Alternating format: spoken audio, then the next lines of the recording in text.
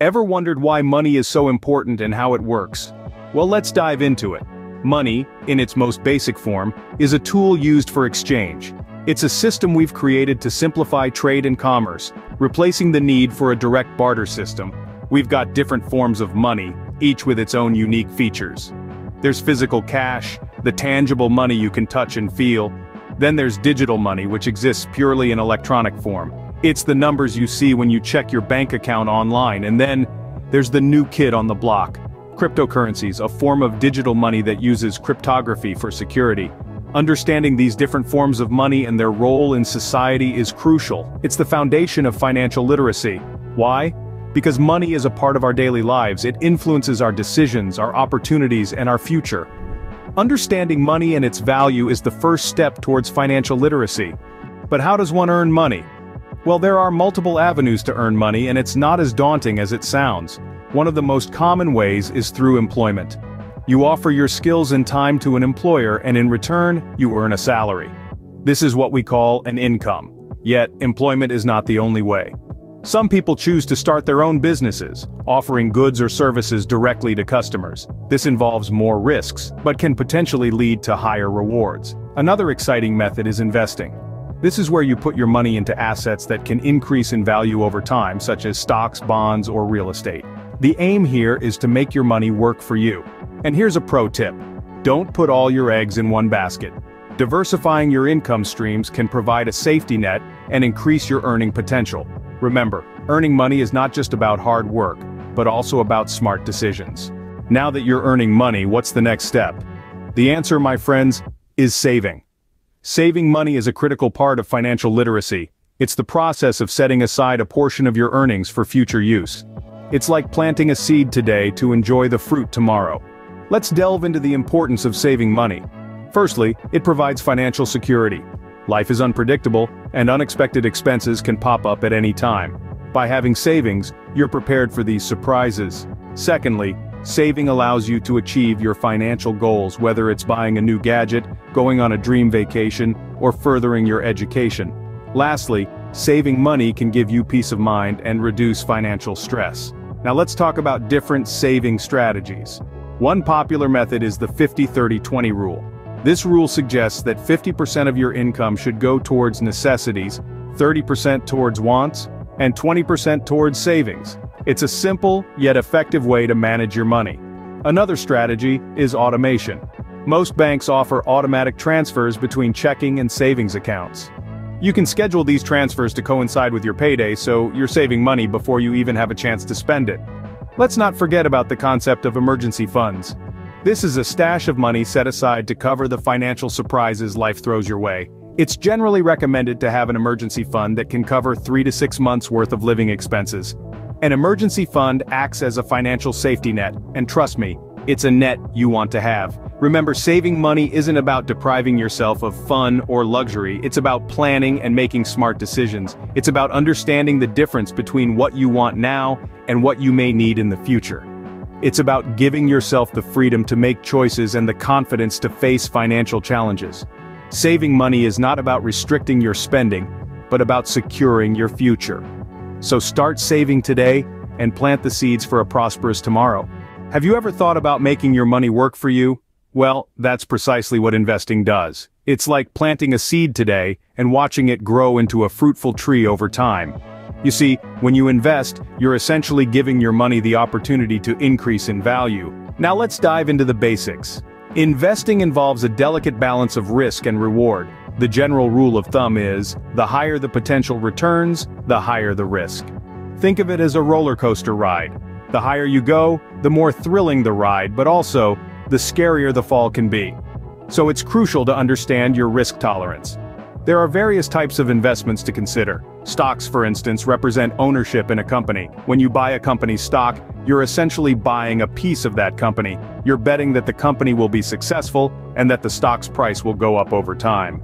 Bonds, on the other hand, are like IOUs. When you buy a bond, you're lending money to the issuer for a certain period.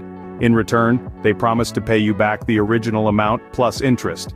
It's like lending money to a friend who promises to repay you with a little extra as a thank you. Then there's real estate, which involves buying property. This could be a residential home, commercial building, or land. The goal here is to make money either through rental income or the property's appreciation in value. But here's the golden rule of investing. Don't put all your eggs in one basket. This principle is known as diversification. It's about spreading your investments across different types of assets to reduce risk. If one investment doesn't do well, others might perform better, balancing your overall return. Investing is a powerful tool to grow your wealth, but it requires knowledge and understanding. So, equip yourself with the right information, take calculated risks, and watch your money work wonders for you. How do you make sure you're spending your hard-earned money wisely? That's a question we should ask ourselves every time we're about to make a purchase. Let's start with the concept of budgeting. It's basically a plan for your money. It helps you track your income and expenses, and it's a way to make sure you're not spending more than you're earning. It's like a map that guides you in your financial journey. You wouldn't set off on a cross-country trek without a map, would you? So why would you navigate your financial life without a budget? But budgeting isn't just about tracking your spending. It's about making informed decisions. This is where the concept of needs versus wants comes in. Needs are things we can't live without: food, shelter, clothing. Wants, on the other hand, are things we'd like to have but don't necessarily need, like the latest smartphone or designer clothes. It's important to distinguish between the two when making spending decisions. Consider this: every dollar you spend on a want is a dollar less you have for your needs or for saving and investing. This doesn't mean you should never spend money on things you want, but you should do so in a calculated manner.